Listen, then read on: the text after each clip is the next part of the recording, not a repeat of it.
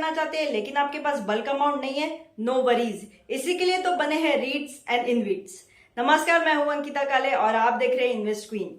दोस्तों, आज बड़े ही आसान वर्ड्स में मैं आपको बताऊंगी क्या है रीट्स और क्या है इनविट्स। Let's begin with रीट्स।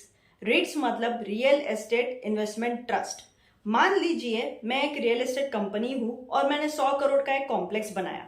अब वो कॉम्प्लेक्स मैंने डिफरेंट कॉर्पोरेट्स को दिया उनके ऑफिस स्टार्ट करने के लिए ऑन रेंटल बेसिस। तो इससे मुझे एक रेंटल इनकम आ रही है टुकड़ों में। अब कुछ दिनों बाद मुझे एक नया कॉम्प्लेक्स बनाना है, उसका कंस्ट्रक्शन करना है, जिसके लिए मुझे वापस एक बल्क अमाउंट ऑफ 100 करोड़ या फिर 200 करोड़ की जरूरत है।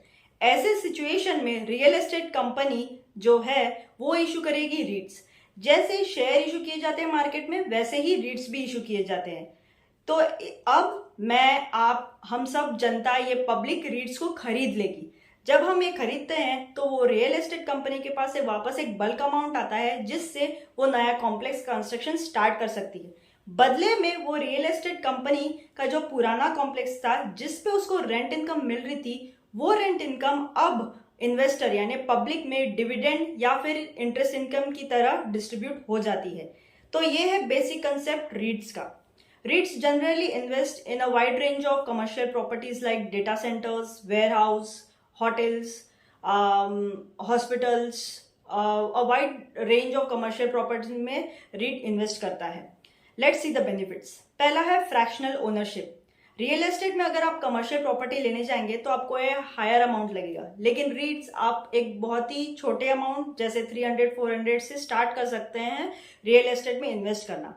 रीट्स में आपको रेगुलर इनकम मिलेगा in the form of dividend और in the form of interest income.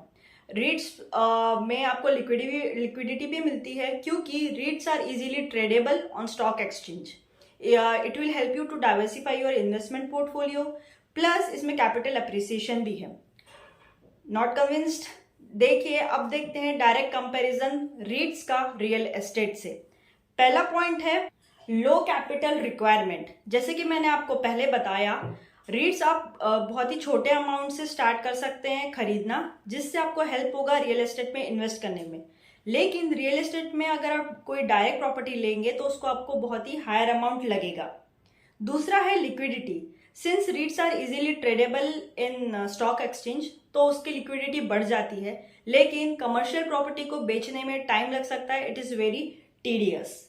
REITs में आपको ट्रांजैक्शन कॉस्ट भी कम है और रियल एस्टेट में आपको ट्रांजैक्शन कॉस्ट ज्यादा लगेगा।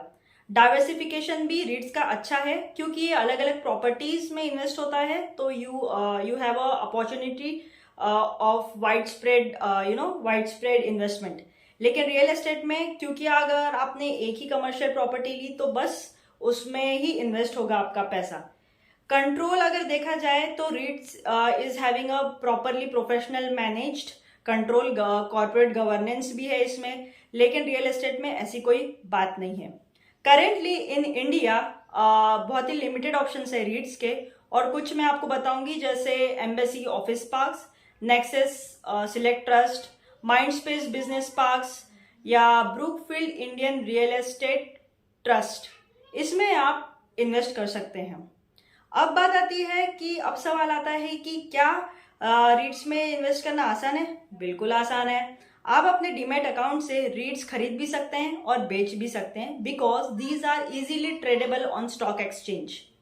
या फिर जब भी आईपीओ आएगा तो उस तरीके से भी आप रीट्स को खरीद सकते हैं। अब देखते हैं इनविट्स यानी इंफ्रास्ट्रक्चर इन्वेस्टमेंट ट्रस्ट। इसका जो बेसिक स्ट्रक्चर है, बेसिक कंसेप्ट है, इट इज सिमिलर टू रीट्स।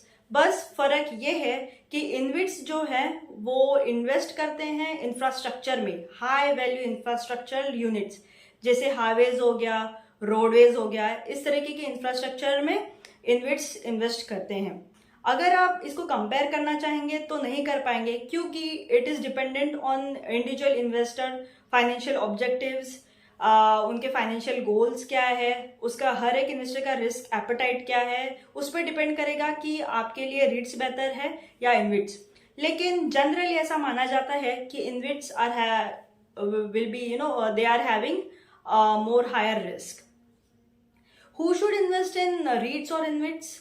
तो ये एक बहुत ही अच्छा ऑप्शन है रिटायरीज के लिए, रिटायरमेंट पोर्टफोलियो के लिए, क्योंकि रीट्स और इन्वेट्स में आप लॉन्गर टर्म 10 साल के लिए ऐसे लॉन्ग टर्म में इन्वेस्ट करेंगे तो आपको बहुत ज्यादा फायदा होगा। लॉन्ग टर्म कैपिटल एप्रिसिएशन भी आपको मिलेगा इसमें। चलिए, तो ये जानकारी थी रीट्स और इन्वेट्स की। अगले हफ्ते अगले संडे हम वापस आएंगे एक नए इन्वेस्टमेंट ऑप्शन के साथ to help you to improve your personal finance. Till then take care, bye bye. और इन्वेस्टविन को शेयर, लाइक और सब्सक्राइब करना मत भूलिए। Thank you.